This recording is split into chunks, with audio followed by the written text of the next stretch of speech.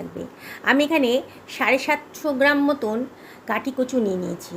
কচুগুলো গায়ে অনেক নোংরা থাকে, তাই ভালো করে ধুয়ে পরিষ্কার করে নিয়েছি। 2-3 বার ঘষে ঘষে জল চেঞ্জ করে করে ভালো করে পরিষ্কার করে নেওয়ার পর আমি এবার খোসাগুলোকে কেটে বাদ দিয়ে দিচ্ছি। বন্ধুরা, আপনারা তো এই গাঁটি কচুর অনেক রেসিপি খেয়েছেন, আজকে আমার মতন করে এই রেসিপিটা খান। সত্যি বলছি, মাছ মাংস ফেলে আপনারা তখন এটাই খেতে চাইবেন। এত সুস্বাদু এই রেসিপিটা, বানানোটা একেবারেই সোজা। একবার যদি দেখেন না, বিগিনার্সরাও অনায়াসে এই রেসিপিটা তৈরি করে ফেলতে পারবেন। আর এর টেস্ট কিন্তু সত্যি বলছি অসাধারণ। আমি সমস্ত খোসাগুলোকে কেটে বাদ দিয়ে দিলাম। দেখুন, সবগুলো কাটা হয়ে গেছে। আমি জল দিয়ে একটু ভালো করে ধুয়েও নিয়েছি। ভীষণ পিছল টাইপের থাকে গাঁটি কচুগুলো, খোসা ছাড়ানোর পর বেশ পিছল হয়ে গেছিলো। আমি এগুলোকে গোল গোল চাকচাক করে কেটে নিচ্ছি। দেখুন, খুব বেশি মোটাও করিনি আর খুব বেশি পাতলাও হয়নি। আপনারা ইচ্ছে মতো যেমন খুশি শেপ দিতে পারেন, তবে আজকে আমি এরকম করে কেটে নিয়েছি। সমস্তটা কাটা হয়ে গেছে। আমি 2খানা পেঁয়াজ নিয়ে নিয়েছি। 2খানা পেঁয়াজ আমি খোসা ছাড়িয়ে নেব। আমি 750 গ্রাম মতন গাঁটি কচু নিয়েছি, তাতে আমার 2খানা মাঝারি সাইজের পেঁয়াজই যথেষ্ট। আপনারা যদি গাঁটি কচুর পরিমাণটা বাড়ান, তাহলে পেঁয়াজের পরিমাণটাও কিন্তু বাড়িয়ে দেবেন, নাহলে কিন্তু অতটা টেস্টি হবে না। পেঁয়াজটাকে মাঝখান দিয়ে কেটে নিলাম, খোসা ছাড়িয়ে মাঝখান দিয়ে কেটে নিলাম। একটা টমেটো নিয়েছি মাঝারি সাইজের, টমেটোটাকেও মাঝখান দিয়ে কেটে নিলাম। আর একটা রসুন নিয়েছি, বড় সাইজের রসুন নিয়েছি। রসুনের নিচে পোর্শন আর উপর পোর্শনটা কেটে বাদ দিয়ে দিলাম। দেখুন, রসুনগুলোকে আলগা করে নিচ্ছি। খোসা কিন্তু ছাড়াইনি রসুনের, এই খোসা সহই আমি রান্না করে নেব। একটা তাওয়া বা বলুন বা চাটু বলুন, গরম করে নিয়েছি। তাতে দিয়ে দিলাম 1 টেবিল চামচ মতো সর্ষের তেল। এবার চাটুর মধ্যে ভালো করে সর্ষের তেলটা ছড়িয়ে দিচ্ছি। বন্ধুরা, রেসিপিটা একেবারে নতুন ধরনের, স্বাদও কিন্তু অসাধারণ। এবার পেঁয়াজ যে কেটে রেখেছিলাম সেগুলো আমি দিয়ে দিচ্ছি। টমেটোটাও দিয়ে দিলাম। আর দিয়ে দিচ্ছি রসুনের কোয়াগুলো, খোসাটাও দিয়ে দিলাম। আর এখানে দিয়ে দিচ্ছি 2খানা শুকনো লঙ্কা।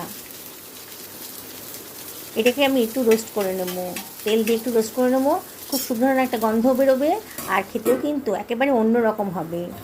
ঢাকা দিয়ে রাখলাম 2 মিনিটের জন্যে। 2 মিনিট পরে আমি ঢাকাটা তুলে দিচ্ছি। গ্যাসের ফ্লেমটা মিডিয়াম টু হাইতেই রেখেছিলাম। এবার এগুলোকে একটু উল্টে পাল্টে দেব। দেখুন, সুন্দর একটা কালার কিন্তু এসে গেছে। আবারও আমি মিনিট 2-এর জন্যে ঢাকা দিয়ে রান্না করে নেব, তাহলে কিন্তু রান্নাটাও তাড়াতাড়ি হবে আর ভাজাটাও তাড়াতাড়ি হয়ে যাবে। এবারে 2 মিনিট বাদে আবারও ঢাকাটা তুলে দিচ্ছি। দেখুন, সুন্দর একটা কালার এসে গেছে। এবার একটু নাড়াচাড়া করে নিচ্ছি সবগুলো। দেখেছেন তো, টমেটো আর পেঁয়াজের গায়ে কী সুন্দর একটা কালার এসে গেছে। লঙ্কাটাও কিন্তু বেশ ভাজা ভাজা মতো হয়ে গেছে। এবার গ্যাসের ফ্লেমটা অফ করে আমি এগুলোকে ঠান্ডা করতে দেবো। আমি কড়াইতে তেল বসিয়ে দিয়েছি, 3 টেবিল চামচ মতো সর্ষের তেল নিয়েছি। তার মধ্যে দিয়ে দিলাম একটুখানি 1 চিমটা লবণ। লবণটা দিলে সর্ষের তেলে কাঁচা গন্ধটা কিন্তু আর থাকে না। এবার কেটে রাখা কাটি কচুগুলো আমি দিয়ে দিলাম, আর দিয়ে দিলাম সামান্য একটুখানি 1/4 টেবিল চামচ মতো লবণ আর 1/4 টেবিল চামচ মতো হলুদের গুঁড়ো দিয়ে এগুলোকে আমি সব কিছু ভালো করে মিশিয়ে নিচ্ছি। হাই ফ্লেমে রেখেছি আর সব কিছু ভালো করে মিশিয়ে নেব।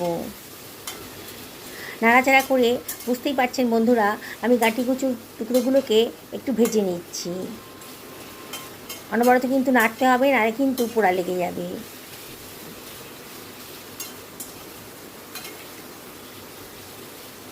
আস্তে আস্তে গাঁটি কচুগুলোর কালার চেঞ্জ হয়ে যাচ্ছে।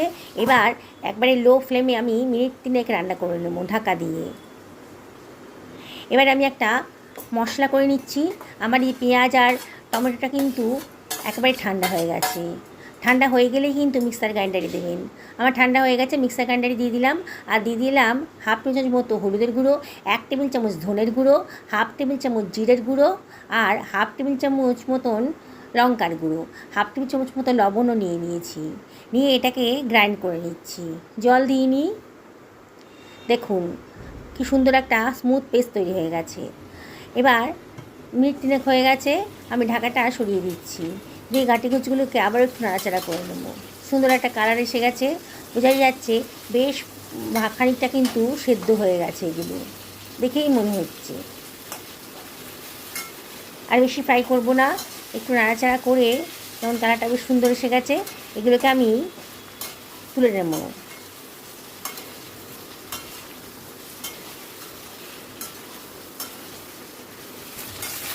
একটা স্ট্রেনারের সাহায্যে এগুলোকে তুলে একটা অন্য পাত্রের ভেতর রেখে দিচ্ছি।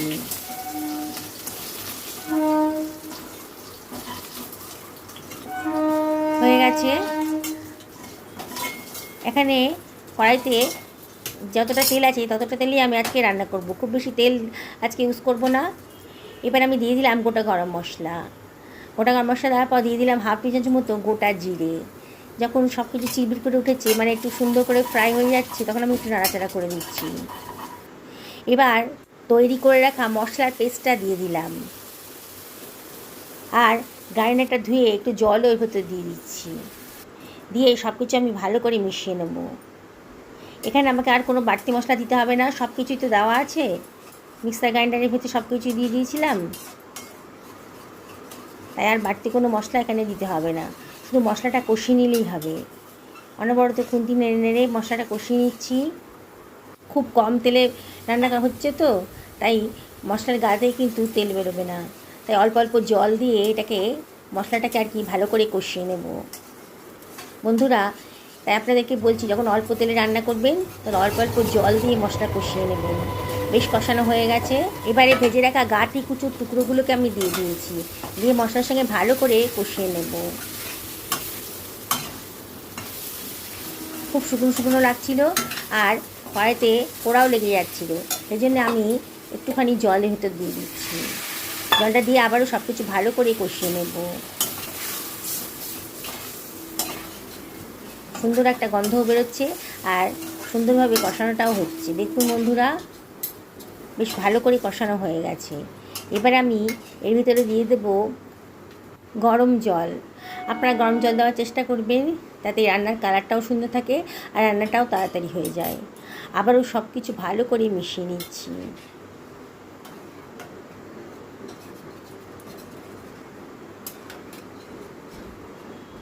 অনবরত নাড়াচাড়া করে সব কিছু ভালো করে মিশিয়ে নিলাম। এবার আমি এটাকে ঢাকা দিয়ে মিনিট 5-6 জন্য রান্না করে নেব। মিনিট 5 বাদে দেখুন কত সুন্দর রঙটা এসেছে। আবার সব কিছু ভালো করে মিশিয়ে নিচ্ছি। আমার গাঁঠি কচুগুলো তো বেশ করে ভাজা ছিল, তাই সেদ্ধ হতে বেশি টাইম নেবে না। দেখুন কত সুন্দর করে সেদ্ধটা হয়ে গেছে, চেক করে দেখালাম। আবার একটু নাড়াচাড়া করে নিচ্ছি, একেবারে পারফেক্ট হয়েছে। এবারে হাফ টি চামচ মতো গরম মশলা দিয়ে দিলাম, আর দিয়ে দিচ্ছি 1 টি চামচ মতো ঘি। দারুণ সুন্দর টেস্টি হবে। আবার সব কিছু ভালো করে মিশিয়ে একটু নাড়াচাড়া করে দিচ্ছি, দিয়ে এটাকে ঢাকা দিয়ে রাখবো মিনিট খানেকের জন্যে। গ্যাসের ফ্লেমটা অফ করে দিচ্ছি। 2 মিনিট বাদে দেখুন বন্ধুরা, আমার কিন্তু রান্নাটা একেবারে কমপ্লিট হয়ে গেছে। দেখেছেন তো কত সুন্দর দেখতে হয়েছে। বন্ধুরা, রেসিপিটি যদি ভালো লাগে তাহলে লাইক, শেয়ার, কমেন্ট করতে কিন্তু ভুলবেন না। আমি একটা সার্ভিং প্লেটে এটাকে সার্ভ করে দেখাচ্ছি। পুরনো বন্ধুদেরকে অনেক ধন্যবাদ, তাদের সাপোর্টের জন্য এত দূর আসতে পেরেছি। আর নতুন বন্ধুদেরকে রিকোয়েস্ট করব আমার চ্যানেলটা সাবস্ক্রাইব করার জন্যে। পাশে থাকা বেল আইকনটা অবশ্যই ক্লিক করে দেবেন, তাহলে আমার রান্নার নোটিফিকেশানটা আপনারা চটজলদি পেয়ে যাবেন। ঘরোয়া পদ্ধতিতে অল্প খরচের মধ্যে অল্প সময়ের মধ্যে আমি রান্না করতে বেশি পছন্দ করি। আমার এই রেসিপিগুলো আপনাদের পছন্দ হলে অবশ্যই কমেন্ট করে জানাবেন। আজকে ভাতের সাথে এটা সার্ভ করে দিচ্ছি। লুচি, রুটি, পরোটার সাথেও কিন্তু দারুণ লাগে। দেখুন বন্ধুরা কত সুন্দর করে সেদ্ধ হয়ে গেছে। একদিন অবশ্যই রেসিপিটা বাড়িতে বানিয়ে ফেলুন। সকলে ভালো থাকুন এই কামনা করে ভিডিওটা এখানে শেষ করলাম। নমস্কার।